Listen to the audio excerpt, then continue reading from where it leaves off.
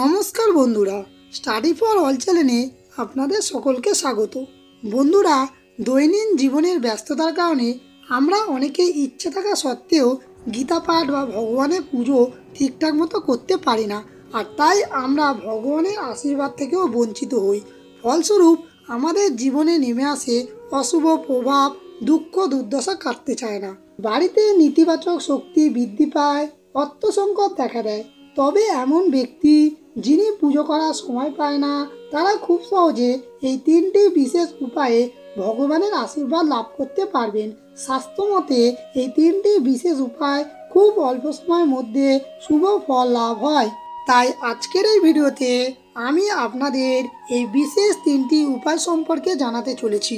নিয়মিত 5 মিনিট করে এই তিনটি বিশেষ উপায় ভক্তিপূর্বক করতে পারলেই ভক্তের সকল দুঃখ কষ্ট দূর করেন স্বয়ং ভগবান। তাই এই বিশেষ তিনটি উপায় সম্পর্কে জানতে আজকের এই ভিডিওটি অবশ্যই মনোযোগ সহকারে শেষ পর্যন্ত দেখুন, একটুও স্কিপ না করে। আর যারা এই চ্যানেলে নতুন, তারা এই চ্যানেলটিকে সাবস্ক্রাইব করুন, আর সাবস্ক্রাইব করে পাশে থাকা বেল আইকনে ক্লিক করুন আরও এরকম নতুন নতুন ভিডিওর নোটিফিকেশন পাওয়ার জন্যে। আর সবাই এই ভিডিওতে একটি লাইক করুন, আর কমেন্টে জয় শ্রীকৃষ্ণ অবশ্যই লিখুন, আর ভিডিওটি সবার সাথে শেয়ার করুন যাতে তারাও এই ভিডিওটি দেখে উপকৃত হতে পারে। তাহলে চলুন ভিডিওটি শুরু করা যাক। আজ আমি আপনাদের কৃষ্ণ ভক্ত বরুণ পালের কাহিনী শোনাবো। তিনি আজ একজন রেলওয়ে অফিসার। তিনি মনে করেন তার এই সফলতার পেছনে রয়েছেন ভগবান শ্রীকৃষ্ণের অশেষ কৃপা, কিন্তু তিনি ভগবানের পুজো করার সময় পর্যন্ত পেতেন না। তার খুব ইচ্ছা করত প্রতিদিন গীতা পাঠ করার, কিন্তু তাও সে সময়ের কারণে ঠিকমতো গীতা পাঠ করে উঠতে পারত না। তবু তিনি ভগবান শ্রীকৃষ্ণের আশীর্বাদ লাভ করেছেন শুধু এই তিনটি কাজ নিয়মিত করার মাধ্যমে।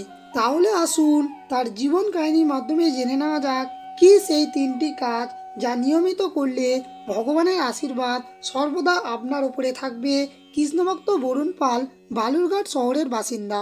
শিশু বয়সেই সংসারের দায়িত্ব পড়ে তার কাঁধে। নিজের বাবাকে কখনো দেখেননি তিনি। বাক প্রতিবন্ধী মা আর ছোট ভাইকে নিয়েই তার পরিবার। মাধ্যমিক দেওয়ার পর থেকেই অন্যের ট্যাক্সি চালিয়ে নিজের সংসার চালাতেন, পাশাপাশি নিজের পড়াশোনার খরচও চালিয়ে যেতেন কষ্ট করে। তবুও একজন কৃষ্ণভক্ত হওয়া সত্ত্বেও শ্রীকৃষ্ণের পুজো করা বা মন্দিরে যাওয়ার সময় পেতেন না তিনি। সারাদিন ট্যাক্সি চালিয়ে অক্লান্ত পরিশ্রম করার পরেও রাত জেগে লেখাপড়া করতেন তিনি। পড়াশোনা করে সরকারি চাকরি পেয়ে মায়ের মুখে হাসি ফোটানোই ছিল তার একমাত্র স্বপ্ন, কিন্তু তবুও একটার পর একটা চাকরি পরীক্ষায় শুধু অসফলই হচ্ছিলেন। ভাগ্য কিছুতেই মুখ তুলে চাইছিলেন না তার দিকে। যখন তিনি ছোট ছিলেন তখন মন খারাপ হলেই ঠাকুর ঘরে গিয়ে কৃষ্ণ ঠাকুরকে জানাতেন, কিন্তু সেই বরুণ জীবনযুদ্ধের ব্যস্ততায় পড়ে ভগবানের পুজো করার সময়টুকু বের করতে পারছিলেন না। তারপর একদিন একটা চমৎকার ঘটনা ঘটল তার সঙ্গে। সারাদিন ট্যাক্সি চালিয়ে ক্লান্ত হয়ে বাড়ি ফেরার পর তিনি বুঝতে পারলেন জ্বরে তার গা পুড়ে যাচ্ছে। সেদিন রাতে তিনি আর পড়াশোনা করতে পারলেন না। খাটে শুয়ে জ্বরে কাতরাতে কাতরাতে হঠাৎ ঘুমিয়ে পড়লেন। তারপর গভীর ঘুমে বন্ধ চোখের পাতায় তিনি স্পষ্ট এক আলোকিত সত্তাকে দেখতে পেলেন। স্বপ্নে আলোকিত সেই সত্তা তাকে তিনটি শব্দ বলে প্রচণ্ড আলোয় অদৃশ্য হয়ে গেলেন। সেই শব্দ তিনটি হলো শরণং, মরণং আর ধ্যানং। পরের দিন সকালে ঘুম থেকে উঠে বরুণ দেখলেন তার জ্বর একদম কমে গেছে, কিন্তু তিনি সেদিন আর কাজে যাননি। গিয়েছিলেন পরিচিত গোবিন্দ ভট্টাচার্যের বাড়িতে। তিনি পেশায় একজন পুরোহিত। কারণ বরুণের মনে হয়েছিল গতকাল রাতে সেই স্বপ্নের পেছনে নিশ্চয়ই কোনো অর্থ লুকিয়ে আছে। তাই গোবিন্দবাবুকে বরুণ সমস্ত কিছু খুলে বলল। সব কিছু শুনে গোবিন্দবাবু বললেন, তোমার স্বপ্নে তুমি যাকে দেখেছো তিনি স্বয়ং পরমেশ্বর ভগবান। তোমার কর্ম ভালো বরুণ, তুমি কারোর কোনো ক্ষতি করনি, তাই তুমি স্বপ্নে ভগবানের দর্শন লাভ করেছো। এবং শুধু তাই নয়, তোমাকে এই তিনটি শব্দের মাধ্যমে একটি সংকেত দিয়েছে। এই তিনটি শব্দে শাস্ত্রে বিশেষ উল্লেখ আছে। শরণং অর্থাৎ সর্বক্ষণ চলতে ফিরতেই যখনই সময় পাবে ভগবান শ্রীকৃষ্ণকে স্মরণ করবে। মননং অর্থাৎ মনে মনে শ্রীকৃষ্ণের রূপ চিন্তা করবে। এর জন্য তোমাকে কোনো নির্দিষ্ট জায়গার প্রয়োজন নেই, কাজের মাঝেও তুমি তাকে স্মরণ করতে পারবে। আর ধ্যানং অর্থাৎ তুমি যদি ঠিকমতো স্মরণ করতে পারো তোমার নিজে থেকেই ধ্যান হয়ে যাবে। এই তিনটে কাজ সম্পর্কে শাস্ত্রে বলা হয়েছে। যদি কোনো মানুষ ভগবানের পুজো বা গীতা পাঠের সময় না পায় তাহলে এই তিনটি পথ অবলম্বন করে ভগবানের কৃপা লাভ করতে পারে।